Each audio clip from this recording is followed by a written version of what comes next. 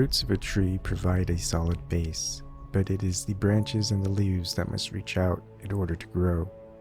If the roots are not strong, the tree will fall. Water will carry nutrients to the soil and give it drink.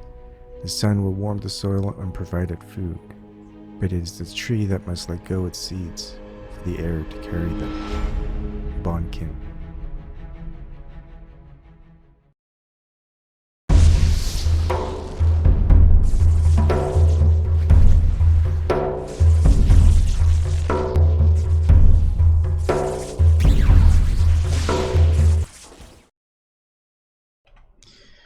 Good evening, everybody. So this is just something that I've been pondering, if that's the word. Let me go ahead and get the intro out of the way. So I work with full disclosure and transparency. Anyways, I've had my cryptocurrency addresses up for over 19 months, no donations through them. You can always go to the blockchain explorer to view the transactions. These two transactions were money taken out of my Patreon when I ended it and gave it to Susie Dawson when she needed it. Nothing for Vertcoin yet. You can always donate via Google Super Chat if I'm live streaming and you're on Google. And if you want, you can also donate to me via paypal.me. And I set that up on September 22nd of 2019. And the first video of the month, I will say my thank yous and disclose all the donations I received for the previous month and all months previous. If you don't have any money, you can go ahead and donate. You can always prove the Earth being a globe. Just take up Zen Garcia's challenge, and you can win yourself $15,000. Someone tried it, and well, they weren't successful. But you might be able to be successful, and not the previous fella. There has been a website, zoomtruth.com, called the Flat Earth People Finder. You can get involved and try to make it grow. You can also always join me on every live stream that I have. That'll have the Zoom meeting link, which is just basically an application that is installed, or you can play it through your browser, and you can chat with me about the topic, or you could segue to something else. Maybe you can even call in if you don't want to show your face or your name, and just and it's free, toll free. All right.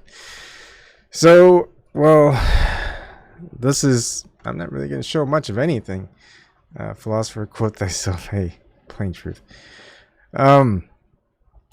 So, interesting, I was thinking of taking ayahuasca divine itself for a brew and not add in anything like chacruna or things like that.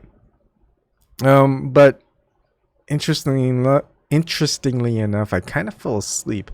And so at the last part of it, and which I shouldn't have done, but anyways, it didn't pan out, but I think it was on purpose. And then the very next morning, my son and daughter were playing, and they know about that I'm growing like a lemon tree and 2 cactus, and the cactus are San Pedro. Well, they broke one of the cactus, the San Pedro, so well, I took it as a sign. So I prepared it and tried it the next morning, and I'm not sure if it really worked or not. I didn't feel anything different. The only thing that I noticed was I was kind of tired and wanted to close my eyes, so I did. And when I did, I would have some interesting dreams. Some of it I can still remember, but in a sense, it's not really pertinent to anything. It hasn't made me figure out anything. Kind of. This is because I think it's maybe it was meant to show me that I don't need it. That what I see, the Maya, the illusion that one may think is dispelled, I guess you could say. I know what I'm here for, and what more I can I can do while I'm here. I and way back when I said, we can see in nature what we need to do. It's basically, there's many things about it, but it's interesting how basic and how simple it can be broken down. Just looking at nature. Now, there are some complications. Don't get me wrong, but a lot of the things that we neglect to do that leads to a lot of grief and further suffering is our refusal to let go of things. And you hear that from a lot of different religions, mythology, whatever, philosophies, just letting go. And people wonder, what does that actually mean? Well, sometimes you have to set things in motion, and all you can do is just see how it pans out. It's just like throwing a ball, shooting a gun or an arrow. We can do as much as we can from the point of holding on to it, setting it in motion, and letting go. But once it's out of our hands, there's nothing more we can do. So you have to realize that at that moment, you have to let go and hope that everything that you've learned or trained or practiced, whatever, was set in motion during that movement, because there's nothing else that you can control after that. And as far as like the analogy of the trees, maybe it's because it's just kind of the exploring the philosophy and martial arts has a lot of philosophy behind it, and part of it is probably watching Cobra Kai. I was a big fan of Karate Kid. It's just a great movie. But and it's a good show. But the balance to everything, Zen philosophy, and many very similar philosophies, again, where if you're a tree and the wind is blowing, you don't want to be so stiff that the wind breaks you. You want to bend enough so you don't break. Things like that. Just the balance, the yin yang, and a whole bunch of other things. And the idea is that when you see a tree, you don't see it grow without its leaves. That's how it grows. But the thing is, in order for a tree to survive, it needs strong roots. But if all you have are strong roots and you don't ever see it reach out and grow, it's just not going to grow. Heck, it might even die. But also, if it doesn't have strong enough roots and you just see its branches and leaves out, heck, even during the winter or whatever, and or a big storm and it loses all its leaves, it wouldn't matter if it didn't have strong enough roots. It would just tip over and fall. So you need a blend of both. You could apply that to yourself as an individual. You can even apply that to society.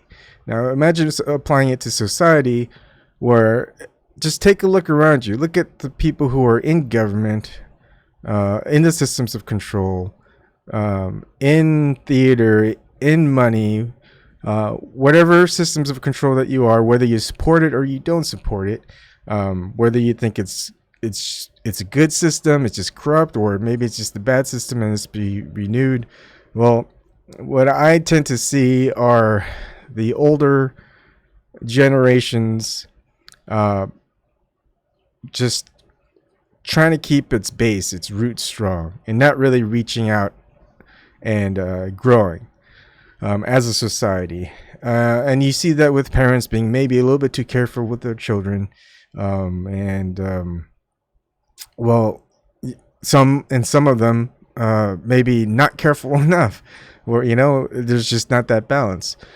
You want to have show them a good base, teach them how to grow, and then just let go. And no matter what, as hard as you try to keep them with you, you have no control over that. Just like as I was saying, once you let go, you did whatever you could to from that point. But once once it leaves your hands, it's out of your control.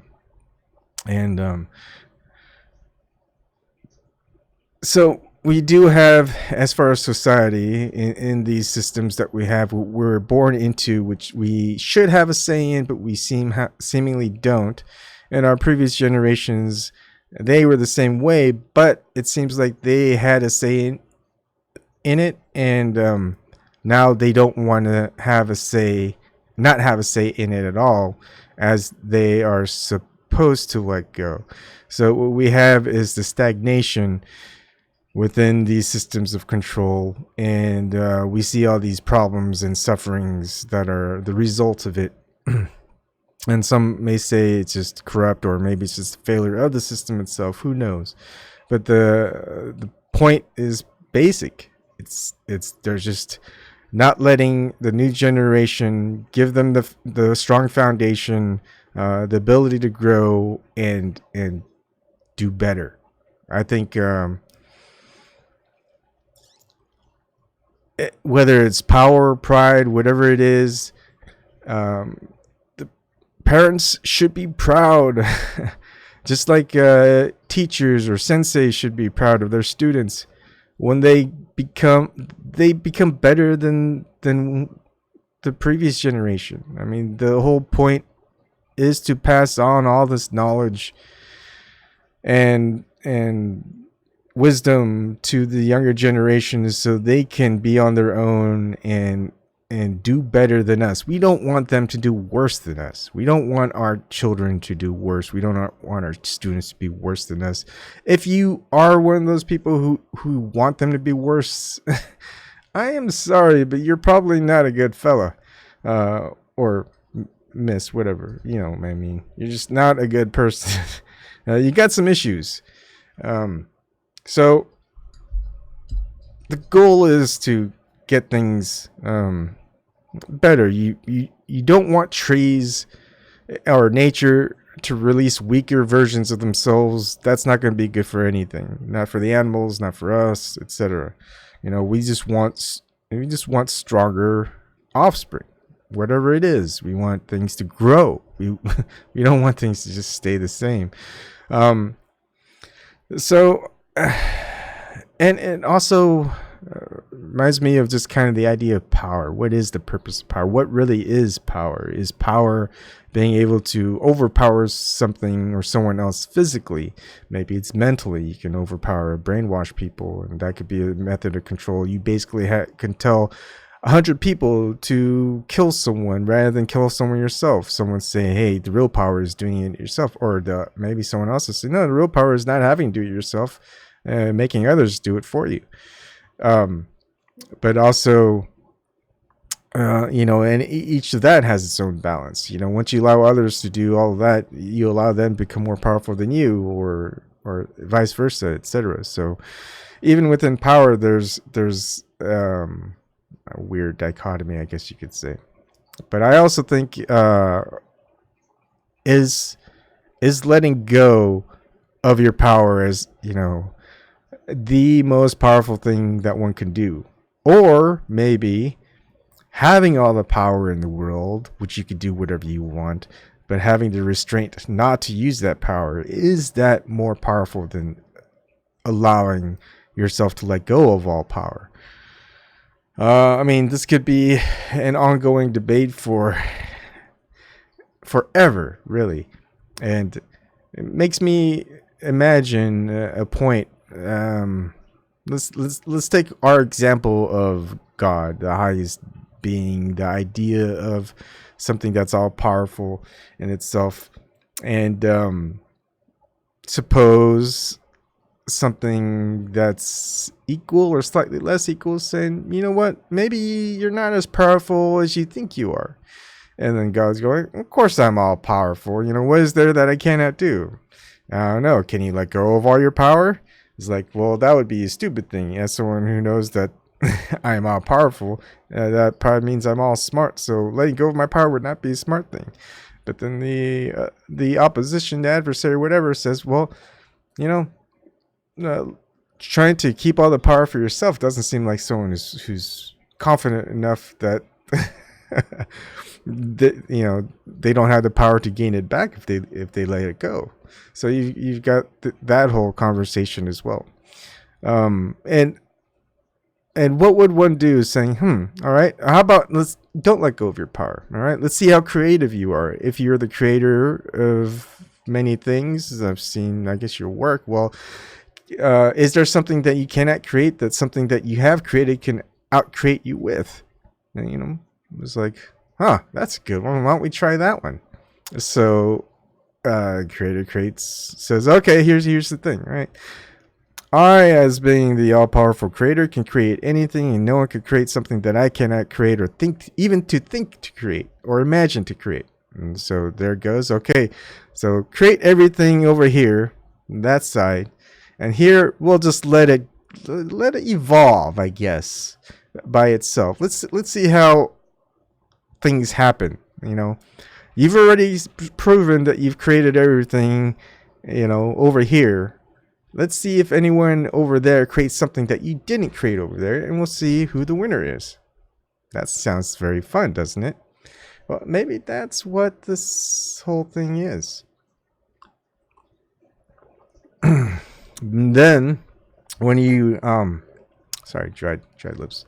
We take into everything account as far as how the system appears to be today, with the stagnation of growth and stagnation of creativity, and you start to wonder, maybe someone's trying to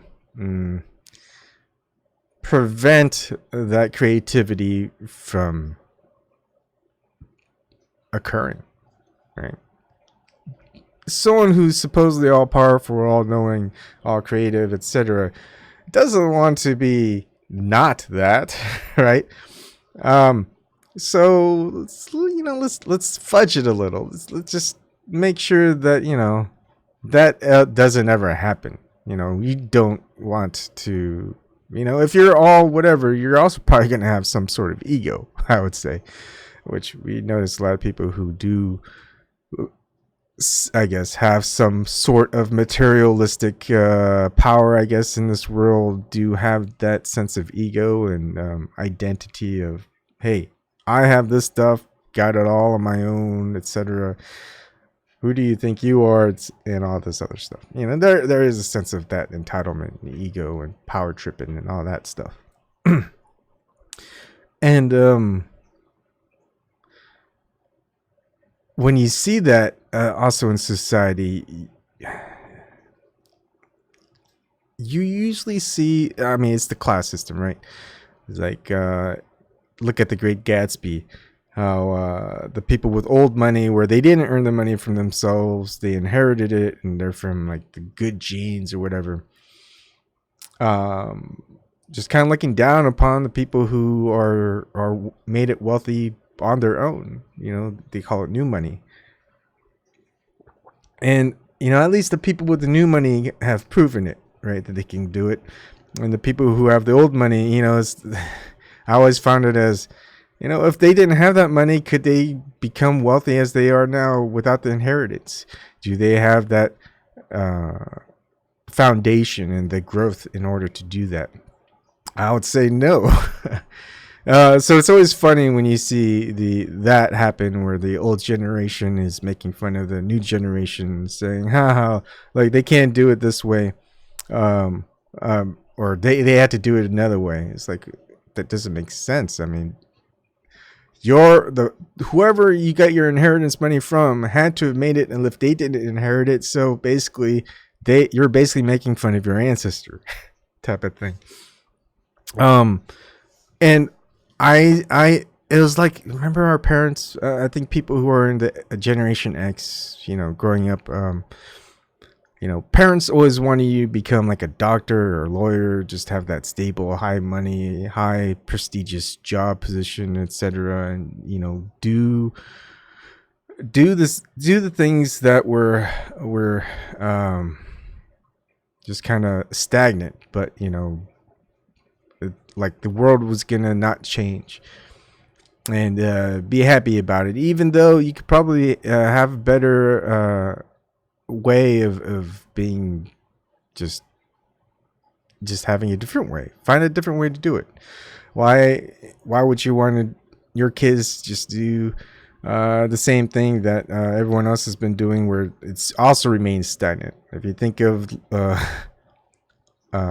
law and the lawyers and the doctors in this world, nothing new has been done to make the justice system or the health industry better. People are less healthier than ever.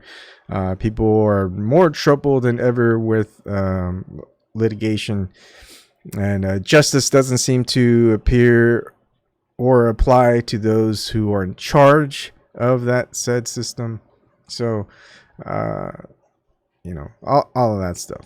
But what I've looked at with some, a lot of people who are content creators is kind of great, right? You've got the typical way that most people would say they wanted to play basketball. That was their passion, whatever it is. I'm just choosing one example. Most would say, well, you're going to have to train hard, make the team at high school, and hopefully get a scholarship, apply for a scholarship in college, then hopefully go to like a certain league, maybe get drafted into the NBA, but maybe you'll play overseas now that they have it in Europe and in Asia. And then I've seen some people who they didn't go to college, they probably didn't get a scholarship, maybe they didn't try going to the other leagues. What they did was they created content where they still practiced. They would basically play street ball, go to all these different places, challenge different people, and just get people. And just, you're happy to play ball. You keep it. You don't play rough. You want to play by the rules. You think positive. You want to play with other people, have a good time, and people see that. People. You see some of these kids that are grown up, they play good basketball. They're smart enough to know, they can't compete against like a 6'8" professional, ex-professional player or whatever, but they know that, they can handle their own, pretty much, even probably college players and certain players in the NBA. But they know that they can't get to that point with the system as it is. I mean, how many under 6'2" basketball players are gonna make it to the NBA, as opposed to if you're gonna be 6'10" or 7 foot? Not, your odds aren't that great. So they tried something different, tried something new. They're successful at it. Thousands, if not millions, of people know them, watch their stuff. They're succeeding. They got a good head on their shoulders. And what do you probably see from a lot of the older generation is like, why can't that kid do something more important with his life, type of thing? Why can't he study and become a doctor and or whatever? Basically, that's the attitude of the previous generation, which the previous generation shouldn't have that attitude. It's like you've got someone who's found a way to spread positivity around the world, make a living for himself, and enjoy what he does. It's like, why can't you be happy about that? Isn't that a great thing? Couldn't we have that for all these people? Maybe the generation gap, whatever, the previous generation don't like it because they see it as a failure of the system. It's like, well, how he should have been successful is he should have apply for college, taking out loans, travel the seas, pay a lot of money and take low paying jobs, work your way up the chain and eventually get there, just because what you had to do it one way and say, real people do it this way or whatever. It doesn't quite work that way. And then you explain to some of these people, it's like, well, all these geniuses who You guys seem to make fun of because they don't have a degree in anything or whatever, and you see that in a lot of debates. What are your credentials? What kind of diploma do you have? Do you have a master's or PhD or anything like that? Let's go. Okay, let's talk about Bill Gates. Let's talk about Steve Jobs. Let's talk about a whole bunch of people who never had a master's, PhD, or probably even a college education. Well, how many people who have? Can you compare to them who do have PhDs? Can you name them? Probably not. And so, look, most people probably hate on a lot of these people who grew rich. Yeah, you can have the conspiracy theory point of view, but still, the whole idea is that, hey, they didn't make it on their own by going through the same steps as everybody else, and before Cobra Kai, the way I saw the Karate Kid was the one-on-one relationship with Mr. Miyagi and Daniel-san is that he trained him on his own. He didn't have a set regiment. He just wanted to apply what he knew from his teacher, who was also taught from his own senseis, and apply kind of what he knew from his standpoint of where he was at in life and teach it to Daniel. And you've got Cobra Kai on the other hand, who's teaching all the students that he has multiple students all the same way, same methods, not applying anything in regards to life, but applying it to just one thing, which is to win in whatever way possible. And you got that, you just big difference. So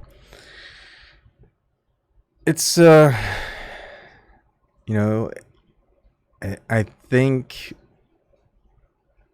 what one of the failures of whether it's the system or the culture or whatever that you have is that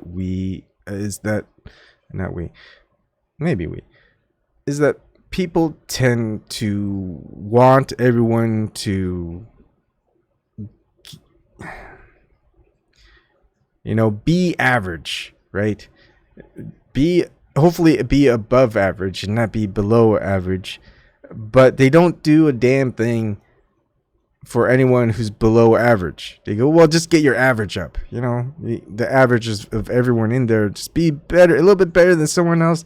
Maybe you'll get that job, that's better than someone else by just being slightly better than the other person, not necessarily be the best that you can be, and think of ways to be better, not just at one thing, but many things, and to explore and to learn to fail and to add failure to your resume and saying, hey, I failed in this. This is great. Here's what I learned from it, as opposed to someone saying, yeah, I won all this stuff and I don't need to learn anything new because I already know what's best and I'm it, So basically, I'm the bar, that level of confidence is good. But it gives you also a sort of ignorance that you think you know everything, that there's nothing else to learn. That you reach the peak, the pinnacle, you don't need to train, you don't need to practice. And therefore, you realize that everything that you've learned in order to have a strong foundation and to grow, well, you're not going to grow, your foundation's going to crumble, and therefore you're going to fail eventually. And you're going to realize too late that, hey, I should have, I became ignorant again, or, type of thing. So many things that you can just grasp on that ends up being so simple. That's even there in books and movies and stories. And it's still around, if you find it, and it's like a nice gold shiny, it's like a nugget gold nugget that you don't know it's a gold nugget till you polish it and go, hey, this is interesting, what's this?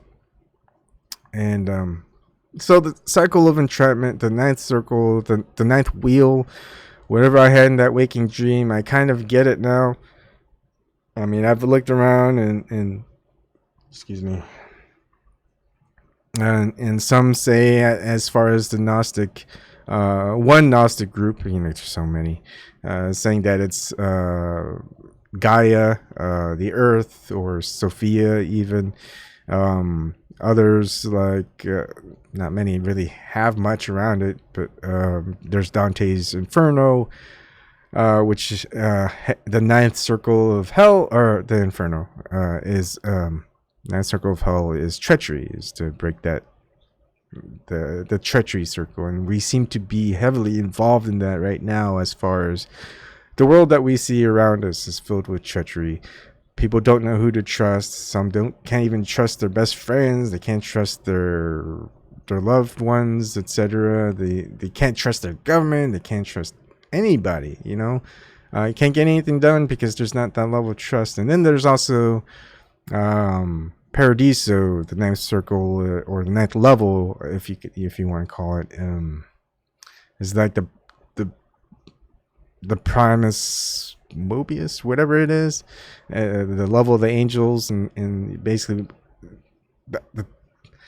what God, if you want to call it that, the concept of that in Inferno's Dante is what touches that moves everything in circle. Think of it as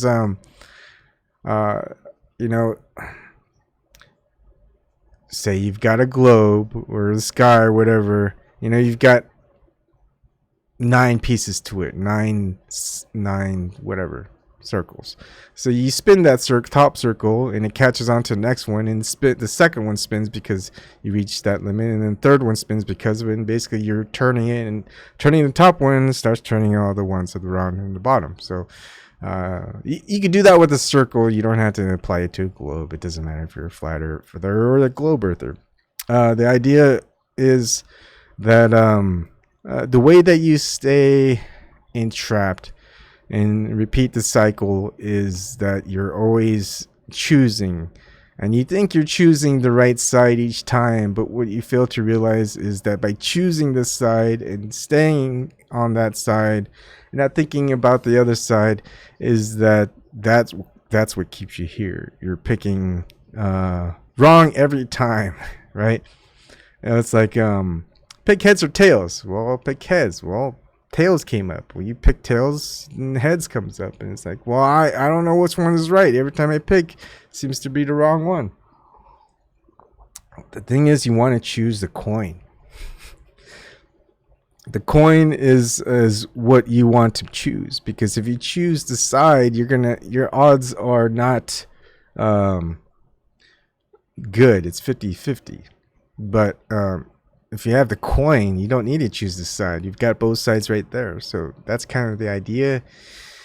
So when people say, whether I'm a globe earth or flat earther, there's not enough evidence on both sides. The evidence that I see is that the establishment, the system in control right now, hasn't provided the evidence for the globe side. And, the one time that they actually did try to show evidence for it, well, we easily saw that it was doctored, the video, the end result. That should have been all important, and that part was only shown for about half a second, right? That result where, you should be able to see that helicopters going behind landing and disappearing over flat water. And of course, 3 birds ruin it. Anyways, you can look back on my videos why I'm a flat earther. But it's not necessarily about being a flat earther or globe earther. There's nothing like, all right, so I've wound the ball up and I threw it. It's out of my hands. Okay, what's next? What else do we throw? What other sport do we play? Where do we want to build our foundation and find out ways to grow? People I see in the flat earth movement, all of them just make videos about flat earth. That's it. People who want to disagree with the flat earthers, all they make are videos about globe earth. That's it. You get stuck. I think Cobra Kai season 2 did a good job. Johnny Lawrence is teaching their students. Sorry, spoilers. And tells them, you gotta move. If you stay still, you're gonna get stagnant. You're gonna get. And he had them train in wet cement. If you stop moving, the cement's gonna harden and you're gonna get stuck. So don't get stuck. So the applying of a lot of these philosophies, martial arts, are all basically applied philosophies for one thing, which is self-defense, mainly war, whatever you want to call it.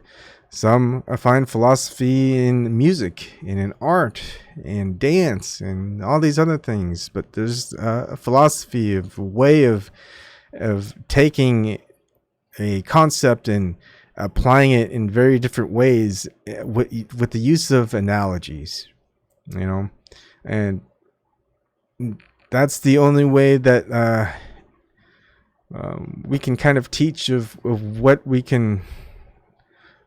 most people cannot understand by applying it to something they can understand. And a lot of us, I'll include myself, aren't going to know what else is out there unless, or understand it, or maybe we can find it, we can experience it, I guess you could say, but we won't really necessarily know exactly what it is, what it means, what it's for, why like, or find meaning to it. But then when we just kind of look around, maybe we can find analogies to it. We can relate it somehow to something that we understand, something that we grew up with. And then there we go. You set a new foundation for something else, set down the roots. Now, next thing you know, you gotta, grow your branches, grow your leaves, and reach out in order to strengthen those roots. And at some time you're gonna outgrow it. You're gonna, have to let go and move on to something else, which is, I think, a lot of problem with a lot of people. But then the problem also is, well, we haven't found out something different, newer, or better to move on to yet. Some people have kind of looked back and goes, I mean, that's where a lot of the stuff that we have problems with now are starting to creep up in, as far as the social order. Just think of government. Has anyone thought of kind of new forms of government, except for the forms of government we've all tried before? I mean, basically, just use the United States as an example. We kind of went back to the Roman times and go, hey, let's go back to Roman times a little bit. Maybe tweak a few things here, but maybe we'll come up with a better system elsewhere. I mean, the reason why they probably picked the Roman system was the Roman system was probably the largest type of empire government that's ever been. That was the longest lasting. So why not frame something out of that? Because that seemed to work fine until things didn't work out. Hopefully they're probably thinking, it took a couple hundred, if not thousands of years for the fall of Rome. And some, of course, saying Rome still exists. It's kind of got tweaked a little, but like illusion, the treachery going on, that's what it is. But still, the idea is, heck, we're not going to be around for those hundreds of thousands of years. Maybe, we'll just set the strong foundation. Hopefully they figure it out where we don't fall into that same trap where the Rome fell and how Rome fell and all of this stuff. And they built the foundation. They grew as much as they could and they let go. And hopefully, their hope is that the others would grow the strong roots and grow and change things like they did for the better. And then we came to a couple of generations where they wanted to be the best. They didn't want anyone after them to tarnish their legacy. And, it's all about this power and ego and wealth and fame, etc.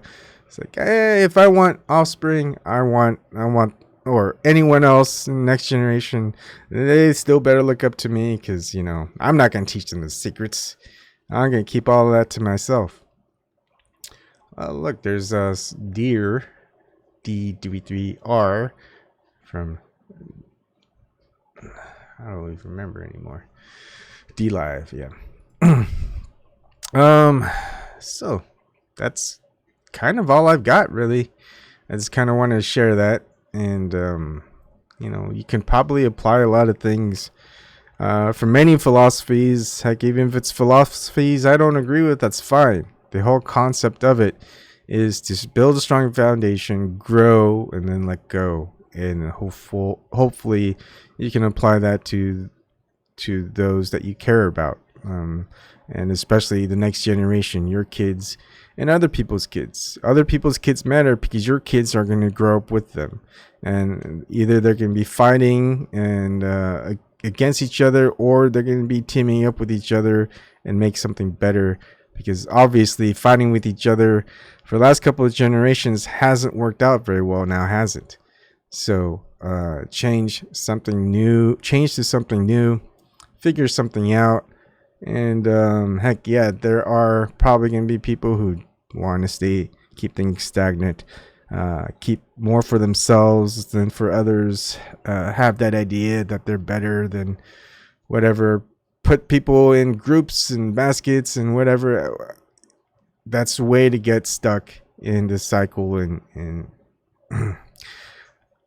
there has been multiple ideas that as far as like my experience goes, I kind of see the idea of what you leave behind, or you want to leave behind, that you recognize as something you don't want, as a part of you, is what burns in hell for all of eternity. Because you realize that's not what you want. That's not who you are. That's not your being. That's not who you want to be. And if you don't let go of what you don't want to be, well, maybe that's what burns for all eternity. That might just be you yourself, right? Because you realize that you can't let go. You know, you don't like yourself. You don't like the things that you do. You don't like who you are. You don't want to let go of that. Why? Why necessarily? Is it just because you enjoy the comforts or something? You enjoy some aspect of it that maybe it appears to you is as being better than someone else or something else, or what have you, whatever it may be, just part of the ego. Anyways, that's kind of the thing. If you want to let go, I would suggest the 3 ayahuasca trips, because the second one, the bad trip, will probably kick your ass. If you don't learn from that, well, it's probably going to be, at least you had a chance. Let's just say that. Anyways, that's it. I think even the couple people who have these weird ideas and whatever, you know, it's like the guy who says keep on, who came up with keep on trucking. It's still a good saying, you know, keep on moving, always start changing, don't become stagnant. It's, you know, a lot of this is just working together for something better. I mean, if there is a fence that needs to be climbed that one person can't climb over, you got 3 people working together, they can all climb over and help each other out, type of thing. You know, we didn't advance in society, I guess you can say, or in anything as far as being able to survive by fighting everyone and finding everyone as enemies.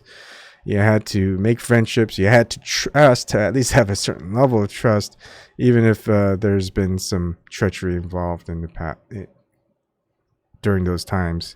But still, at least it got you to a level that you couldn't get to before. But then it's up to everyone else whether they want to keep keep working together, or saying, oh, this is where I split off, this is where I take all the good stuff for myself and leave everybody behind. And we don't really remember those people too well, do we? Not really. We recognize all the people who went all the way with trying to work together and get something good going. But still, I do have my own tendencies not to trust people that do lie or are hypocritical or really support the system to the T and not find anything wrong with it. It's like the yes men for like Hitler or someone horrible. And it's like, yeah, that's basically all it is. So anyways, that's it. D3 I'll just call you Deer. Yeah, good stuff. And yeah, everyone has that ability to make sense of things. Just try to find different ways to apply it that you can definitely understand, and hopefully